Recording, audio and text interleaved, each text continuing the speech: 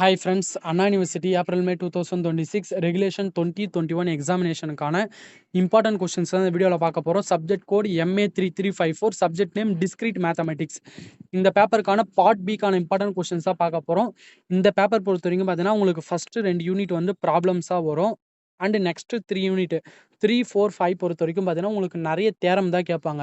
அதனால் ஃபஸ்ட்டு 2 யூனிட்டை எவ்வளோ ஃபுல்லாக கம்ப்ளீட் பண்ண முடியுமோ ஃபுல்லாக கம்ப்ளீட் பண்ணிடுங்க.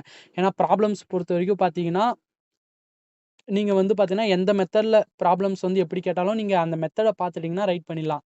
தியரம் வந்து பார்த்தீங்கன்னா, சம்டைம்ஸ் உங்களுக்கு டிஃபிகல்ட்டா கேட்டுட்டாங்கன்னா கஷ்டமா இருக்கும். அதனால நம்ம அதுலயும் நான் இம்பார்ட்டன்ட் தியரம்ஸ் குடுத்துருக்கேன். 3, 4, 5த் யூனிட்லயும் இம்பார்ட்டன்ட்டான தியரம்லாம் குடுத்துருக்கேன். அதெல்லாம் நீங்க ஸ்கிப் பண்ணாம ஃபுல்லா படிச்சுக்கோங்க. பட் இந்த ஃபர்ஸ்ட்டு 2 யூனிட்ட தெளிவா கம்ப்ளீட் பண்ணிட்டீங்கன்னா, உங்களுக்கு ரொம்ப யூஸ்ஃபுல்லா இருக்கும். அதனால நான் சொல்ற டாபிக்லாம் தெளிவா கம்ப்ளீட் பண்ணிடுங்க.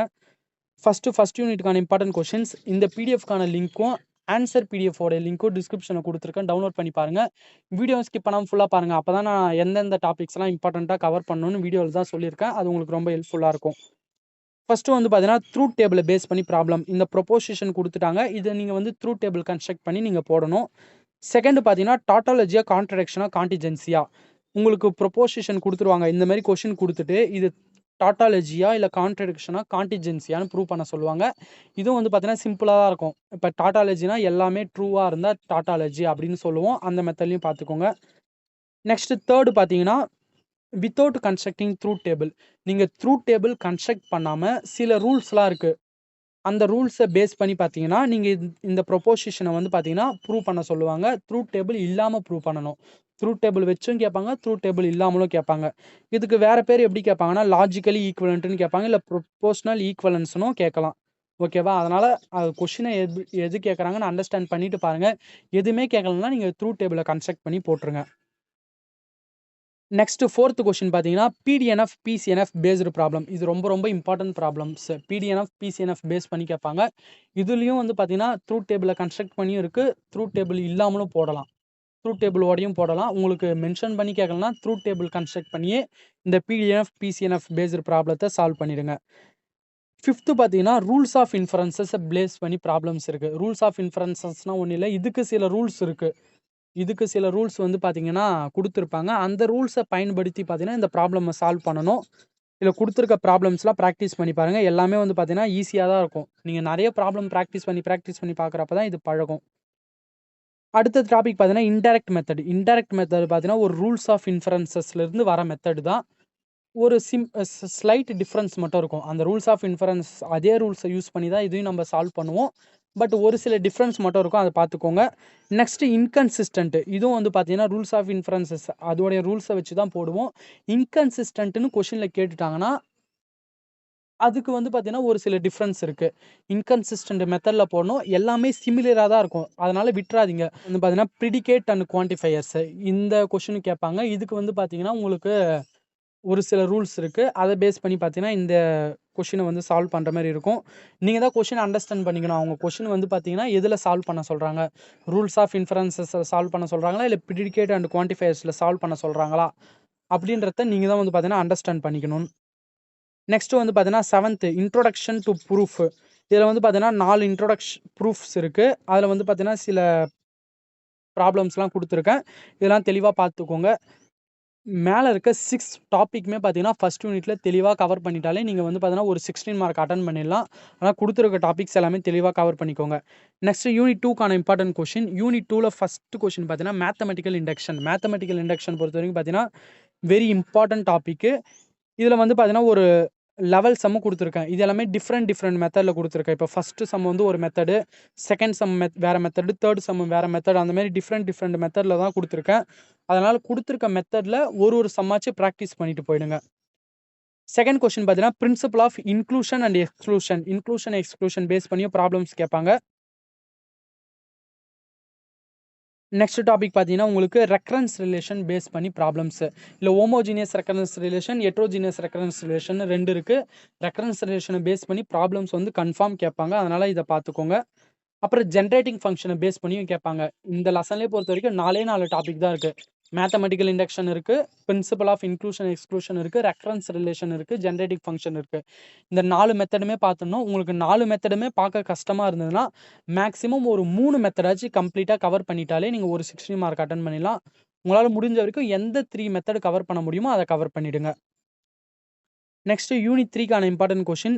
அதுல ஃபர்ஸ்ட் கொஸ்டின் பார்த்தீங்கன்னா, கிராஃப் ஐசோமார்பிசம். இது வந்து கன்ஃபார்ம் 8 மார்க்ல கேட்கக்கூடிய ப்ராப்ளம். உங்களுக்கு 2 கிராஃப் குடுத்துட்டு அது ஐசோமார்பிசமா இல்லையான்னு கேட்பாங்க. Very very important question. இதுல 8 மார்க்கோ இல்ல ஒரு சம்டைம்ஸ் 16 மார்க்ல கூட கேட்டுக்கிறாங்க. நீங்க ஸ்கோர் பண்ண வேண்டிய கொஸ்டின். ஏன்னா இந்த 3rd யூனிட்லாம் பொறுத்தவரைக்கும் தியரம் கேட்பாங்க. அந்த தியரம்லாம் நீங்க ரைட் பண்ண முடியலன்னா இந்த மாரி கொஸ்டின்லலாம் நீங்க மார்க் ஸ்கோர் பண்ணலாம். செகண்ட் பார்த்தீங்கன்னா, ஆய்லரியன் கிராஃப். ஆய்லரியன் கிராஃப பேஸ் பண்ணியும் பார்த்தீங்கன்னா, ப்ராப்ளம்ஸ் இருக்கு. உங்களுக்கு கிராஃப் குடுத்துட்டு இது வந்து ஆய்லரியன் கிராஃபா இல்லையான்னு கேட்பாங்க. அத பார்த்துக்கோங்க. அப்புறம் பார்த்தீங்கன்னா, ஹாமில்டோனியன் சர்க்யூட். அதே மாரி தான் சில கிராஃப்ஸ் குடுத்துட்டு இது ஹாமில்டோனியன் சர்க்யூட்டா இல்லையான்னு கேட்பாங்க.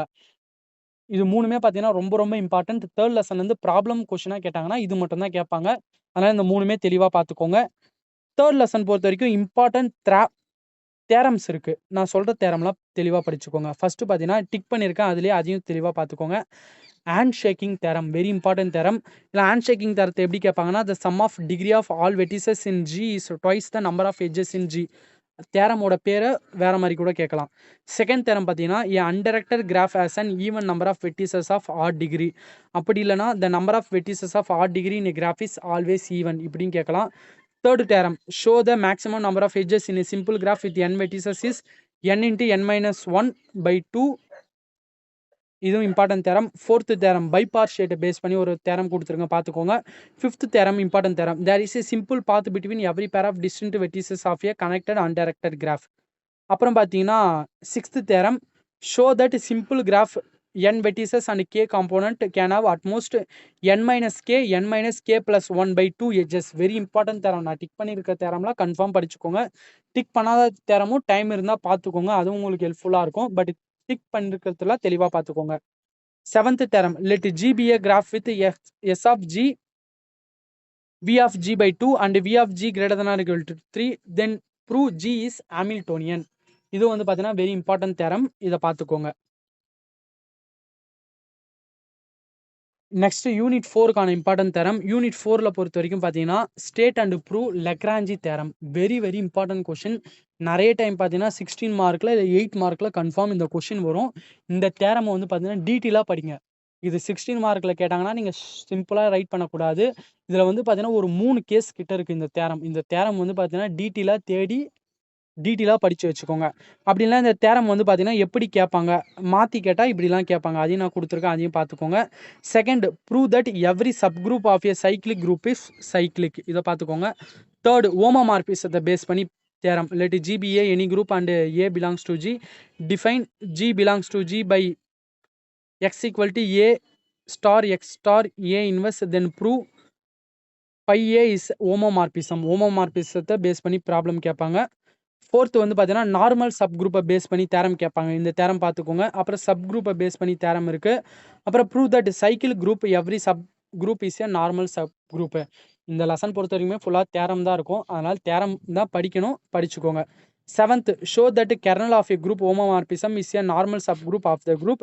எயித்து வந்து பார்த்தீங்கன்னா, the identity element of a group G, star is unique. இதில் டிக் பண்ணியிருக்க தேரம் பார்த்துட்டு டிக் பண்ணாத தேரம், இந்த தேரம்லாம் ரொம்ப இம்பார்ட்டண்ட்டான தேரம் தான், இதெல்லாம் பார்த்துக்கோங்க.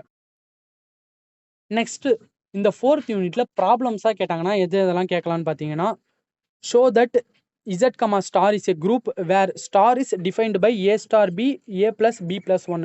குரூப்பை பேஸ் பண்ணி ப்ராப்ளம்ஸ் கேட்கலாம். அப்புறம் பார்த்தீங்கன்னா உங்களுக்கு சைக்ளிக் அண்டு ஜெனரேட்டர் இதை பேஸ் பண்ணி ப்ராப்ளம்ஸ் கேட்கலாம். அப்படி இல்லைனா எபிலியன் குரூப் பண்ணி ப்ராப்ளம் கேட்கலாம். எபிலியன் குரூப்பை பேஸ் பண்ணி ப்ராப்ளம்ஸ் ரொம்ப ரொம்ப இம்பார்ட்டண்ட், அது கேட்கலாம். அப்படி இல்லைனா பார்த்தீங்கன்னா உங்களுக்கு காமிட்டேட்டிவ் ரிங்கை பேஸ் பண்ணி ப்ராப்ளம் கேட்கலாம். இது வந்து பார்த்தீங்கன்னா பைனரி ஆப்ரேட்டர், அடிட்டிவ் மாடலோ மல்டிப்ளிகேட்டிவ் மாடலோ இதை போட்டு நீங்கள் போடுற மாதிரி இருக்கும். ஈஸியாக தான் இருக்கும் இந்த ப்ராப்ளம்ஸு. ரொம்ப ரொம்ப ஈஸியான ப்ராப்ளம் தான். இதெல்லாம் வந்து பார்த்தீங்கன்னா 4th யூனிட்ல நம்ம ப்ராப்ளமாக கேட்டாங்கன்னா இதெல்லாம் கேட்பாங்க. இதையும் பார்த்துக்கோங்க. நெக்ஸ்ட் யூனிட் 5ல இம்பார்ட்டன்ட் தேரம்ஸ் பொறுத்த வரைக்கும் பார்த்தீங்கன்னா, show that every chain is a distributive lattice. இதில் வந்து நான் டிக் பண்ணலை, ஏன்னா எல்லா தேரமுமே ரொம்ப ரொம்ப இம்பார்ட்டண்ட்டான theorem. Very very important theorem. இந்த தேரம் தெளிவாக படிச்சுக்கோங்க.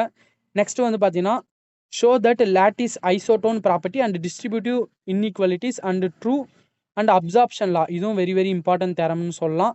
தேர்ட் தேரமும் பார்த்துக்கோங்க, இதுவும் very very important theorem. Fourth theorem De Morgan law, very very important. De Morgan law பொறுத்த வரைக்கும் very very important. Fifth theorem பார்த்தீங்கன்னா modular lattice and prove that every distributive lattice is modular. ரொம்ப ரொம்ப important தான் theorem. ஏன்னா 5th unit பொறுத்த வரைக்குமே இந்த 5 தேரம் தான் ரொம்ப இம்பார்ட்டன்ட். அதனால இந்த 5 தேரமும் தெளிவாக கவர் பண்ணிடுங்க. இல்லை ப்ராப்ளம்ஸ் பொறுத்த வரைக்கும் பார்த்தீங்கன்னா ஏஸ் டயக்ராம் பேஸ் பண்ணி ப்ராப்ளம்ஸ் கன்ஃபார்ம் கொஷின் பேப்பரில் வரும். உங்களுக்கு டயக்ராம் கொடுத்துட்டு அதை ஏஸ் டயக்ராமில் மாற்ற சொல்லுவாங்க. அப்புறம் பூலியன் அல்ஜிப்ராவை ப்ரூவ் பண்ணி ப்ராப்ளம்ஸ் கேட்பாங்க. அதை நீங்கள் தேரம் படிச்சிங்கன்னா அதை பேஸ் பண்ணி பார்த்தீங்கன்னா உங்களால் அட்டன் பண்ண முடியாத பட்சத்தில் வந்து பார்த்தீங்கன்னா இந்த மாதிரி கொஷின், இந்த பூலியன் அல்ஜிப்ராவை பேஸ் பண்ணி ப்ராப்ளம்ஸ்லாம் வந்து பார்த்தீங்கன்னா அட்டன் பண்ணுங்க. நான் சொன்னதெல்லாம் ஞாபகம் வச்சுட்டு கொடுத்துருக்க கொஷின் எல்லாமே தெளிவாக படிச்சுக்கோங்க. டிக் பண்ண கொஷினுக்குலாம் ஃபஸ்ட்டு ப்ரியாரிட்டி கொடுத்துட்டு டிக் பண்ணாத கொஷினும் பார்த்துக்கோங்க. ஓகே ஃப்ரெண்ட்ஸ், இந்த வீடியோ உங்களுக்கு யூஸ்ஃபுல்லாக இருக்கும்னு நினைக்கிறேன். வேறு வீடியோஸில் வேறு சப்ஜெக்ட்டுக்கான இம்பார்ட்டன்ட் கொஷின்ஸ் அப்லோட் பண்ணிடுறேன். Thank you friends.